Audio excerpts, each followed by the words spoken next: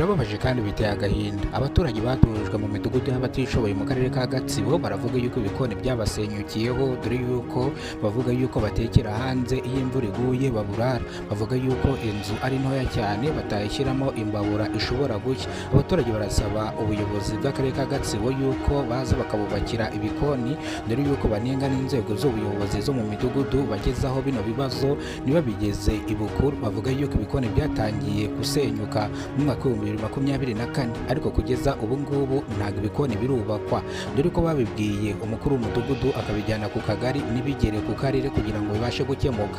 Abaturage barasaba inzego z'ubuyobozi zo hejuru yuko zabatabara zikabubakira bino bikoni bakiri mu maguru mashya, dore yuko ngo imvura iri kugwa ari nyinshi mu kwezi kwa gatatu. Imvura iri kugwa ari nyinshi bakabura uko bateka, kandi bavuga yuko n'ibyari bisigaye biri kurushaho gusenyuka. Bavuga yuko n'imisarane cyangwa tuwareti zasenyutse, ubu ngubu basigaye bajya kwiherera muri tuwareti imwe ari ingo zigera kuri 5. Nabwo tuwareti zubatswe vuba n'uku kwezi nibwo izi tuwareti zuzuye. Wa Kanyinya ni mu karere ka Nyarugenge, hari umubyeyi utabaza asaba ubufasha bitewe n'inzara nyinshi cyane. Avuga yuko abana be bavuye mu ishuri kandi nta mikoro na makeya afite. Avuga yuko umugabo yamutanye abana bagera kuri 4, ariko kugeza izi saha uyu mugore niwe utunze bano bana. Avuga ko bano bana bagiye kwicwa n'inzara kandi ikindi bavuye mu ishuri kubera kubura ubushobozi. Uyu mubyeyi asaba ubufasha agira atya: umugabo yarantaye haciyeho imyaka irenga 3, uyu mugabo antanye abana 4, nkora akazi k'ubuhinzi, muri amafaranga 1500 ku munsi, ngakuramo ibyo abana barya, inifomu n'amakayi bikanga kuvamo. Mfite abana 4 ariko higamo umwana umwe, ubu ndababaje kandi neye n'impuhwe. Ndasaba ubufasha abagira neza ko bamfasha nibura aba bana bakajya mu ishuri bakiga. Ni mu gihe tujye gusubira inyuma hano gatonya, Perezida w'u Rwanda Paul Kagame avuga yuko nta mwana n'umwe ukwiye kutajya ku ishuri bitewe n'uko abuze amafaranga minerivare. Ibintu byo kwishyura amafaranga Perezida w'u Rwanda yabikuyeho ndetse ashyiraho amafaranga makeya cyane. Ni mu gihe uno mubyeyi bamubajije nimba atarajyanye abana mu bigo bya leta, avuga yuko kwiga nta kibazo, ahubwo abana nta byo kurya nta n'amakayi. Arasaba ubufasha inzego ndetse n'ubuyobozi n'abikora ku giti cyabo.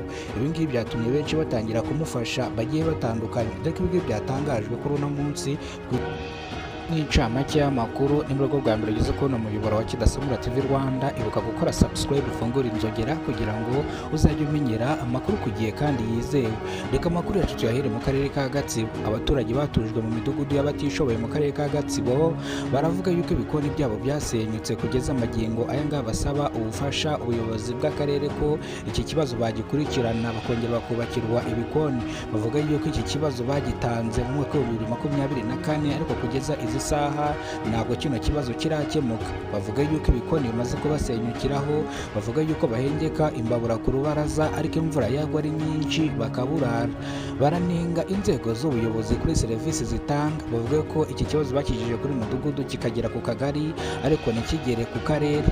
Meya w'akarere ka Gatsibo avuga yuko ibingibi bagiye kubikurikirana ataranabizi, agiye kubyitaho abana abaturage bakubakirwa ibikoni, dore yuko ngo ubu ngubu aribwo abimenye.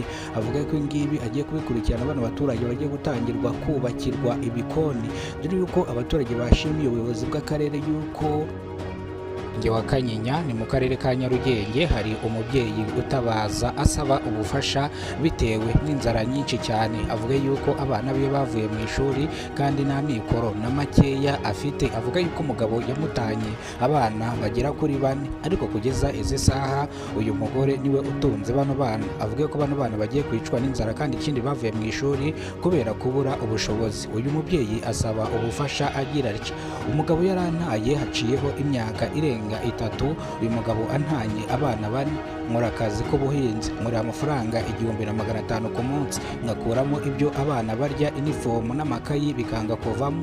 Mfite abana 4 ariko higamo umwana umwe, ubu ndababaje kandi neye n'impuhwe. Ndasaba ubufasha abagira neza ko bamfasha nibura aba bana bakajya mu ishuri bakiga.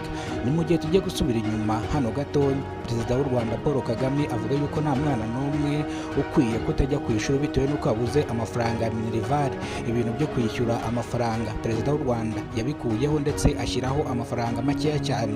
Ni mu gihe uno mubyeyi bamubajije nimba atarajyanye abana mu bigo bya leta, avuga yuko kwiga nta kibazo, ahubwo abana nta byo kurya nta n'amakayi. Arasaba ubufasha inzego ndetse n'ubuyobozi n'abikorera ku giti cyabo. Ibi ngibi byatumye benshi batangira kumufasha bagiye batandukanye, dore ko ibi byatangajwe kuri uno munsi